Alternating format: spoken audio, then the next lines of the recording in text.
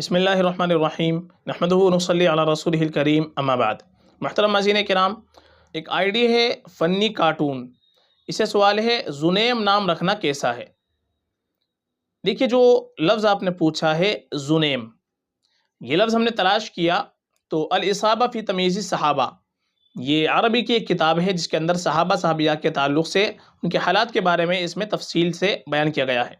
تو اس کے اندر زنیم لفظ ایک قول کے مطابق یہ مصغر تصغیر، یہ صحابی کا نام گزرا ہے،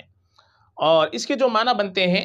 دراصل زنیم کی تصغیر یہ رہے گی تو زنیم کے معنی عربی زبان کے اندر آتے ہیں وہ جانور جس کا کان کٹا ہوا چیر کر لٹکا دیا گیا ہو، یہ کن کٹا جس کو کہا جاتا ہے، تو یہ تو زنیم کے معنی بنتے ہیں۔ اسی سے زنیم کے بھی لفظ کے معنی یہی بن جائیں گے۔ تو البتہ چونکہ صحابی کا نام ہے تصغیر میں زنیم، تو صحابی کا نام جب ہم رکھیں تو اس میں معنی کی طرف ہم توجہ نہ دیں، معنی کی طرف توجہ دیے بغیر ان کی نسبت سے، چونکہ ان کی نسبت مبارک ہوتی ہے، اس لیے ہم اپنے بچے کا نام صحابی کے نام پر بالکل رکھ سکتے ہیں اور رکھنا چاہیے۔ تو یہ جو زنیم نام آپ نے پوچھا ہے، یہ صحابی کا نام ہے، صحابی کی نسبت سے مبارک نام ہے، باعث فضیلت نام ہے، باعث برکت نام ہے، یہ نام آپ بالکل رکھ سکتے ہیں، اس میں کسی طرح کا کوئی مسئلہ نہیں ہے، یہ نام آپ کو رکھ لینا چاہیے۔ اور ماں باپ کے اوپر اولاد کا سب سے پہلا حق یہی ہے کہ ماں باپ اپنے بچوں کے لیے ہمیشہ اچھے نام کا انتخاب کرے،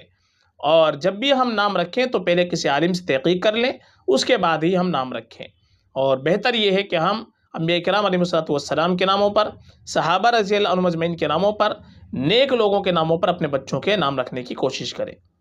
فقط واللہ اعلم۔